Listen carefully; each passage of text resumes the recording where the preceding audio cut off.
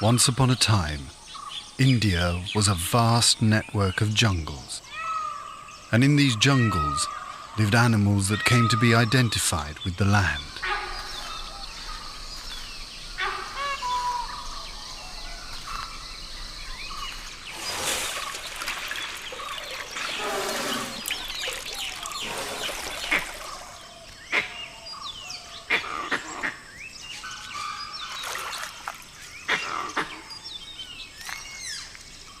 The tiger reigned supreme in these forests, striding fearlessly across the length and breadth of the subcontinent, until man gained the upper hand.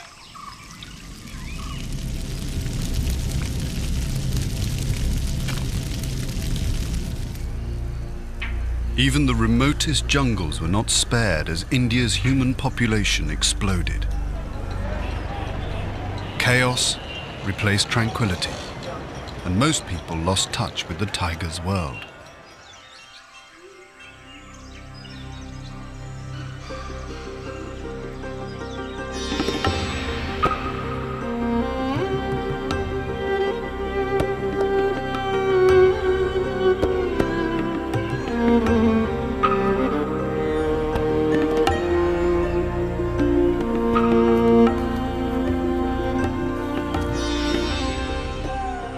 Today, all that remains of India's jungles are the tiny islands formed by national parks and sanctuaries. This is the story of one small but well-protected forest in southern India, where, for now, a fragment of wild India lives on.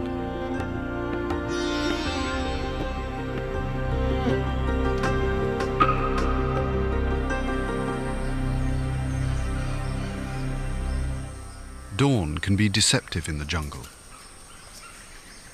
The fog makes it look wet, but it is in fact very dry. Within an hour, the moisture in the air will evaporate, leaving the forest and its creatures in the grip of summer. These are gaur, a species of rare wild cattle found only in India and parts of Southeast Asia. Gaur are shy and timid animals, and in most areas where they live, they are rarely seen.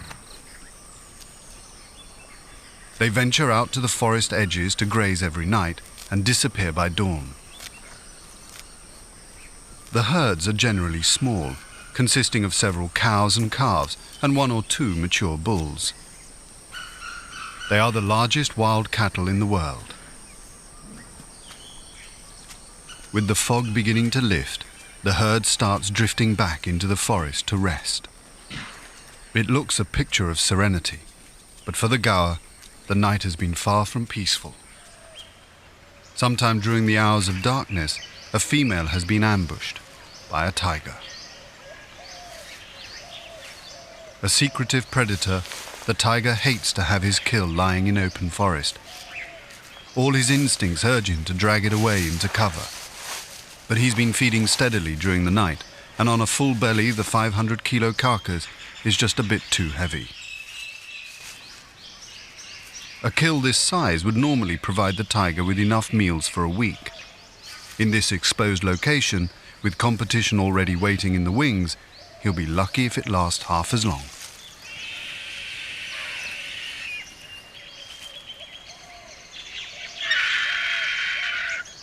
To make matters worse, the kill is on the way to a waterhole and prone to disturbance.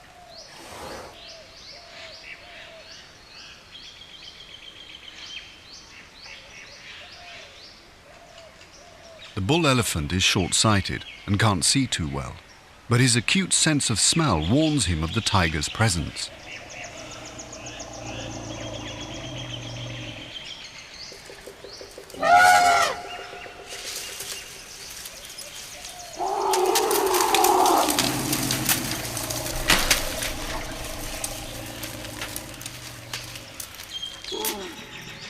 The tiger will not return to his kill now. He's eaten enough for the day and wants nothing more than a cool, shady spot to lie up until nightfall. No sooner has he turned his back, his kill is taken over.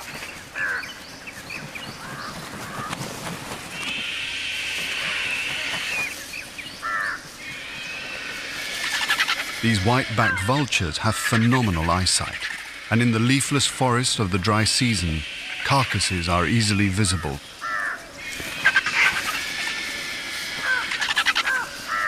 By 10 o'clock, the sun is well up in the sky. It will be another long summer's day.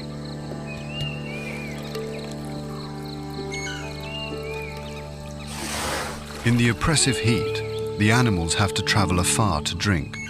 Soon, even this water will diminish, and there will be nothing left except circles of slime. But it is now early June, and life is about to change.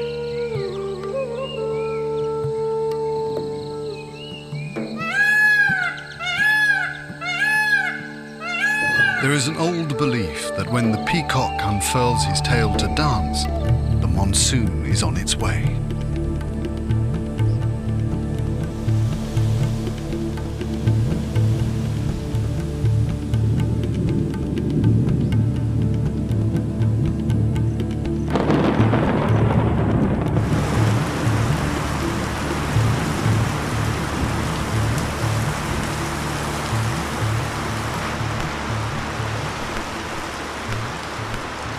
After months of heat and dust, relief comes in torrents. For India, the monsoon is not just rain, it is the very god of life. Over the next 3 months, until the end of September, intermittent heavy rain will fall over Nagarholi, filling up water holes and rejuvenating the forest.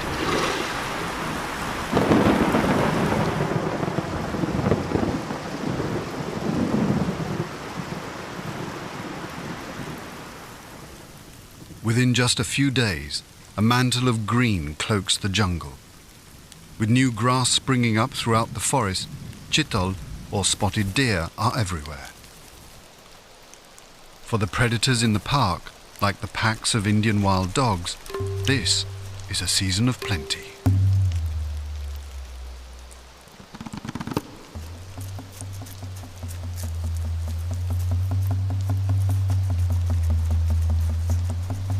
The rains bring forth an explosion of new life.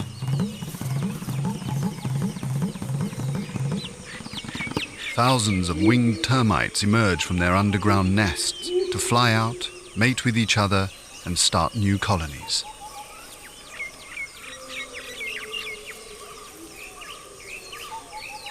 The swarming usually takes place at night under the protective blanket of darkness. Those termites that delay their emergence until morning have to run the gauntlet of avian predators.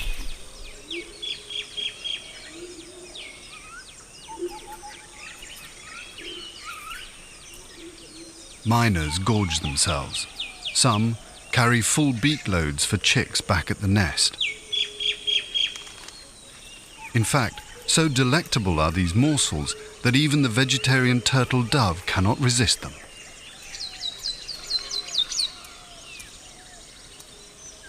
The list of visitors is a veritable who's who of the bird world. The shy grey jungle fowl, and its larger cousin, the peacock.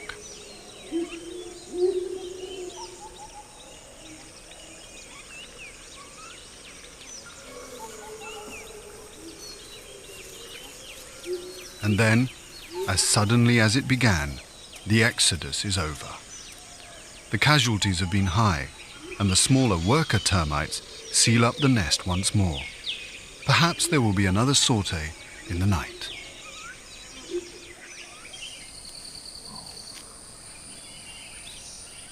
Like many animals, wild pig choose to have their litters during the monsoon, when food and cover are abundant. The piglets are born striped, the better to hide from predators. As they grow older, the stripes will fade and then disappear altogether. This large group of youngsters, weaned and already feeding on the fresh, succulent grass, are the offspring of 3 females.